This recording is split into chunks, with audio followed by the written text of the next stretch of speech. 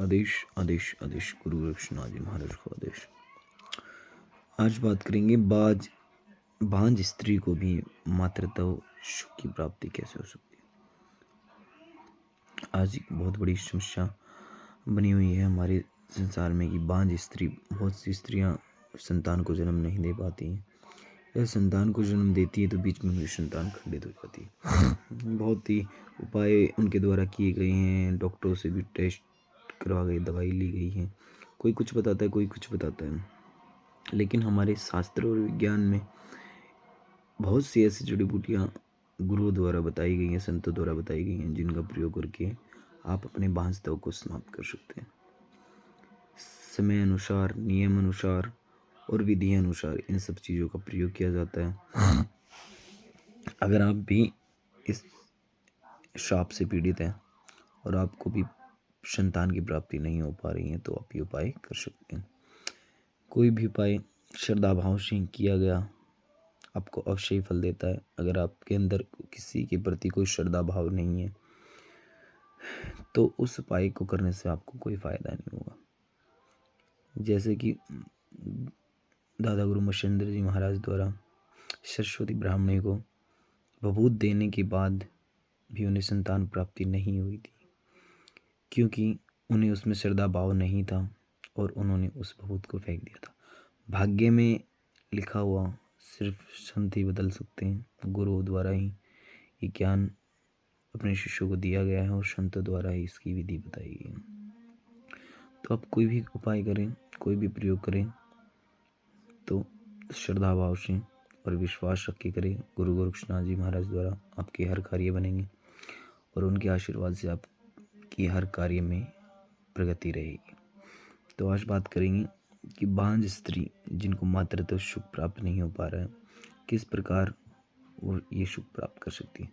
सबसे पहले तो अपने इष्ट पर कृपा, अपने इष्ट पर भरोसा रखिए, अपने इष्ट की पूर्ण रूप से सेवा करिए, भक्ति भाव से उनकी पूजा करिए। आप शिव को इष्ट मानती हैं, कृष्ण जी को इष्ट मानती हैं, लड्डू गोपाल की पूजा करती है, जिसकी भी पूजा करती है उनमें आपको पूर्णतः भरोसा होना चाहिए। बार बार शिकायत नहीं करनी चाहिए, क्योंकि मालिक आपको जो भी देते हैं वो समय अनुसार और आपके भाग्य अनुसार ही देते हैं।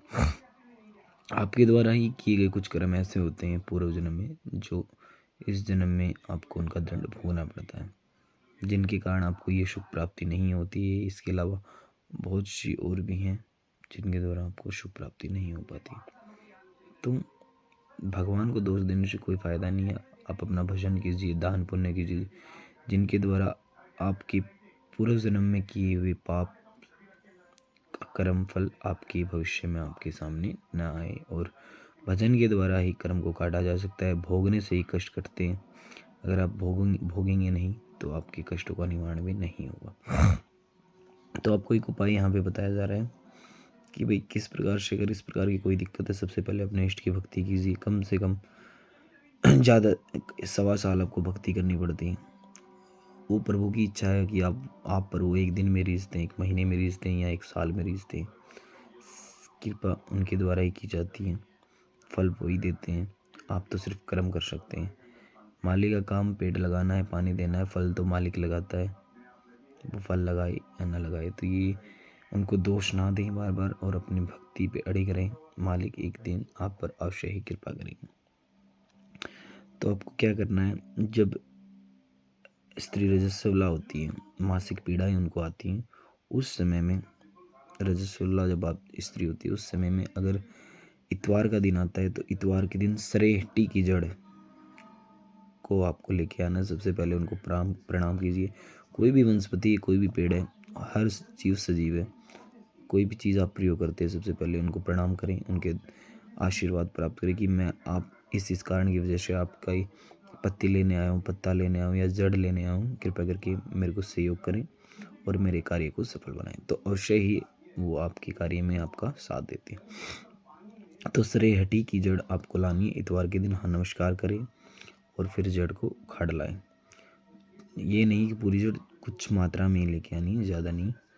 और किसी कुंवारी कन्या अगर आपके यहाँ है तो कन्या के हाथ से 1 रंग की गाय के दूध में, देसी गाय सफ़ेद रंग की जो पूरी सफ़ेद हो, उस गाय के दूध में उसको पीस लेना है। मिक्स कर लेना है और 7 दिन तक आधे आधे पल की मात्रा में उसको पीना है। आधी आधी चम्मच कम से आपको उसको लेनी है, आधा आधा तोला भी कह सकते हैं। इतनी मात्रा में 7 दिन तक आपको उसको पीना है। आहार आपको हल्का भोजन ही करना है, जैसे चावल, मूंग की दाल इत्यादि हल्के भोजन के रूप में आपको आहार लेना है। तो इस क्रिया से आपकी जो बांझ स्त्री है उसको भी संतान प्राप्ति अवश्य होती है। देखिए, कोई भी उपाय है, कोई भी तंत्र है, कोई भी विद्या है, वो गुरुओं द्वारा लिखी जाती है। डिपेंड करता है आप कितनी श्रद्धा भाव उसमें रखते हैं, कितना भरोसा आप उस पर रखते हैं। आपको पूर्ण भरोसा इन चीज़ों पर है तो ये क्रियाएं आपको अवश्य ही सफल बनाती हैं। बाकी मालिक का काम है, वो फल लगाए या न लगाए, उसकी कृपा से ही पत्ता हिलता है। तो आप कृपा करें, उस मालिक का भजन करें, दान पुण्य करें, किसी को कोशे नहीं, क्रोध मत करें, ज़्यादा तला हुआ भोजन ना करें, सात्विक भोजन करें और उस हरि का भजन करते रहें। इसी में आपको मालिक कृपा प्रदान अवश्य करेंगे। तो आदेश आदेश आदेश गुरु गोरक्षनाथ जी महाराज को आदेश।